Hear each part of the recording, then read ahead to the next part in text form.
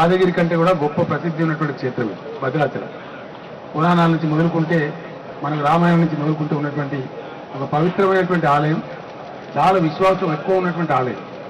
నేను కూడా 45 ఏళ్ల క్రితం ఫస్ట్ టైం స్వామివారిని దర్శనం చేసుకున్నాను. 1970లో వచ్చిన ఫస్ట్ టైం నేను. మళ్ళీ మధ్యలో సింగరేణి యూనియన్ ఎన్నికల్లో పాల్గొనడానికి మన ఊరు వచ్చినప్పుడు అప్పుడు స్వర్గీయ జయశంకర్ గారు బతికి ఉండి వారు నేను ఇద్దరం కలిసి వచ్చి కూడా స్వామివారి దర్శనం చేసుకున్నాం. నేను నెక్స్ట్ టైం ఈసారి మళ్ళీ బ్యాక్ వచ్చినప్పుడు టెంపుల్కి ఏం చేయాలో నేను మంత్రి గారు మాట్లాడుకున్నాం. స్థలం ఎంత ఉంది, అసలు ఏం చేయాలా, ఇట్లా ఏ పద్ధతిలో మనం స్టెప్అప్ చేయొచ్చు.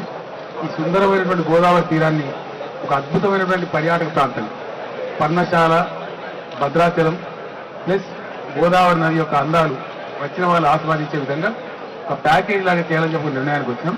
నేను నెక్స్ట్ టైం ఏదైతే వస్తా అని చెప్తున్నానో 100% ఇది మేము ఇందాకనే అనుకున్నాం. మబ్బునే లేచి అసలు 5 o'clockకి బయలుదేరాలి మనం. గెస్ట్ హౌస్లో ఉండి నైట్ ఆల్ట్ ఉండి మొత్తం అంతా తిరిగి చూసి ఒక అవగాహన చేసుకొని ఇంటికి వచ్చి స్నానం చేసి మళ్ళీ గుడికి దర్శనం చేసుకుందాం. కానీ ముందు మటుకు తెల్లారి లోపే జనం మోగే లోపే మనం చూడాలని చెప్పి నిర్ణయించుకున్నాం. నెక్స్ట్ విజిట్లో నేను భద్రాచలం నుంచి మళ్ళీ స్టార్ట్ చేస్తాను. ఆల్మోస్ట్ భద్రాచలం నుంచే స్టార్ట్ చేయొచ్చు కూడా. కాబట్టి టెంపుల్ని ఏ విధంగా చేద్దాం, ఏం చేద్దాం అనేది నాతో పాటు కొందరు తపతలను కూడా తీసుకొని వస్తాం. ఆర్కిటెక్ట్స్ను, ల్యాండ్స్కేపర్ కూడా తీసుకొచ్చి ఒక సుందరమైనటువంటి గొప్ప ప్రాంతంగా భద్రాచలాన్ని తీర్చిదిద్దాం.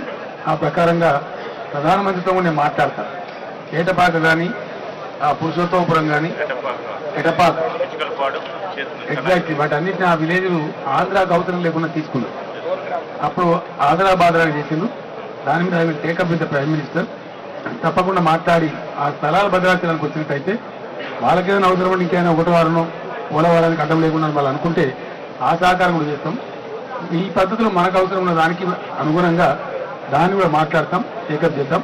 పక్క రాష్ట్ర ముఖ్యమంత్రి కూడా పాజిటివ్ స్పందించాలని చెప్పి నేను ఆశిస్తా ఉన్నా. నెక్స్ట్ టాస్క్లో డెఫినెట్గా ఈ విషయాన్ని రేజ్ చేస్తాం, మాట్లాడతాం. భద్రాచలాన్ని ఒక గొప్ప ప్రదేశంగా వస్తే కనీసం 3 రోజులు అనే పద్ధతి వచ్చేటట్టు మేము తయారు చేస్తాం. 100% నేను ఆధ్యాత్మిక చింతన ఉండేవాడిని, భగవంతుని మీద విశ్వాసం ఉండేవాడిని. కాబట్టి భద్రాచలాన్ని మించిన పుణ్యక్షేత్రం తెలంగాణలో లేదు వాస్తవాన్ని. ఇది చాలా అద్భుతమైనటువంటి ప్రశస్తి ఉన్నటువంటి పుణ్యక్షేత్రం. అట్లానే కాళేశ్వరం దగ్గర కూడా ఇప్పుడు మనం అద్భుతంగా ఒక డ్యామ్ కట్టుకోబోతా ఉన్నాం. అక్కడ దాదాపు 30-35 టీఎంసీల వాటర్ ఉంటుంది. 365 days గోదావరిలో వాటర్ ఉండబోయే డ్యామ్ అది. అక్కడ కూడా సుందరమైన అటవీ ప్రాంతం ఉంది. ఆ ఆలయాన్ని కూడా గతంలోనే పెద్ద చొక్కారావు గారు, స్వర్గీయ చొక్కారావు గారు బాగా చేశారు. అది కూడా అద్భుతంగా డెవలప్ చేయడానికి నేను రేపు వెళ్తున్నా అక్కడికి. అది కూడా చూస్తాం. ఈ విధంగా పర్యాటక క్షేత్రాలతో పాటు పర్యాటక టూరిస్ట్ నాకట్టడంతో పాటు ఆధ్యాత్మిక చింతన కూడా పెంచే విధంగా అటు శివాలయాలు కావచ్చు, ఇటు వైష్ణవాలయాలు కావచ్చు, మన ఆలంపూర్లో జోగులాంబ అమ్మవారి కూడా ఉంది.